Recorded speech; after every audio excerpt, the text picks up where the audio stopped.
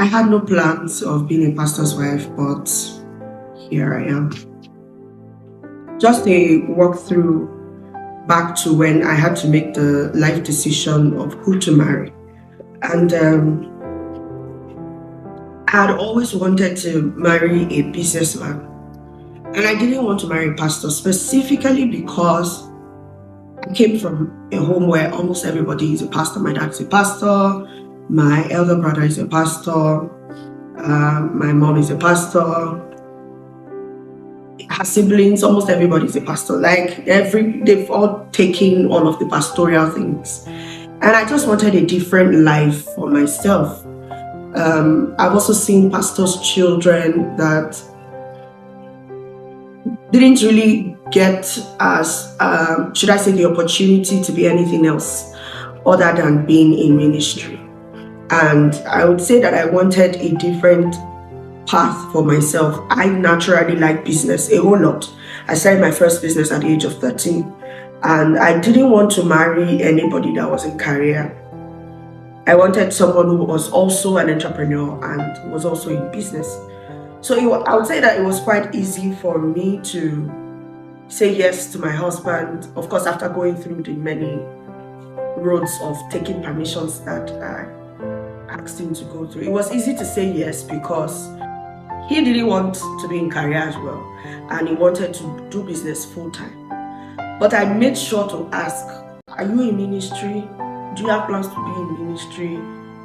Do you have any pastoral thing inside you? Is it coming in your mind, small? Are you getting the call here and there? Just drop. If it's just a drop of call, I'm out. And I think that God has a great sense of humor, because he knew that if my husband had just said anything like, well, I feel, that would have been the end.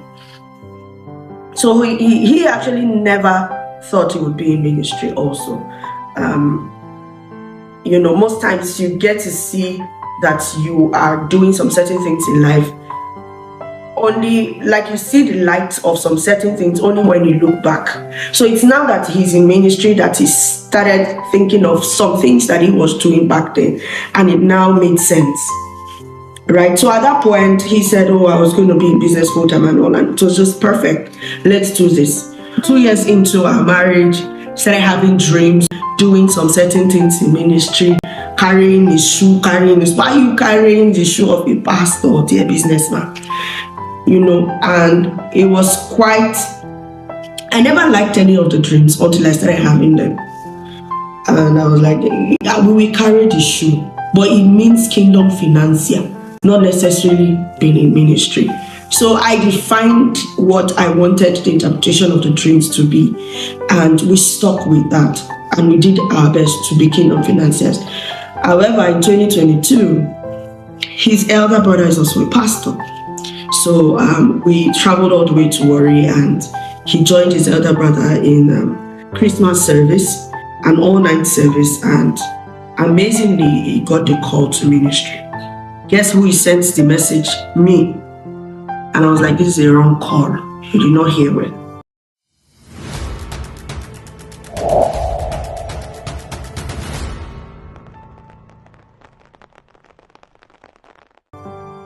Well, it took about 2 years to finally accept. And I would say that I would particularly appreciate one of our brothers back then in CU9 in school, who I shared this pain with. His name is Joshua. He said some things that just made it make sense. I'm not sure that any other person said anything that was enough for me to see the reality of, okay, this could be what God wants us to do. So he made some certain statements, and one of it was, God will never put you in a place that will destroy the dreams that he has for you. And at the end of the day, I just said, okay, God cannot create me to be so passionate about business only to take it away. There must be something to this. So I said, okay, no problem. It's you that God called. Go and do your residency or resident pastoring, and I will do what I want to do going forward. I was at that point the CEO of a very thriving edtech startup, which was like one of my best jobs so far. But then when Life Went Ojo was launched, reality dawned on me. This is not something that could be done in isolation. Yes, he's the one that was called, but I needed to put in my own efforts to make sure that this season of his life would also thrive. And that was where I made the hardest decision to resign from my role as the CEO of the EdTech startup and fully embody the managerial role for his own company. Because at that point, because of the full-time call to ministry, the business was no longer functioning and it literally was going to die in natural death. At that point, I saw the essence of the desire to be in business. Most times we think that God puts a passion in us for us. By the end of the day, it might not necessarily be for you. So I'm currently the CEO of his company, which is now my company, Future. Looking forward to what God, it took 7 years to be here. I've always told him, let's do stuff together. He never agrees. But yeah, we're here. Now God has called him to ministry, so we'll do things together. So we're doing things together.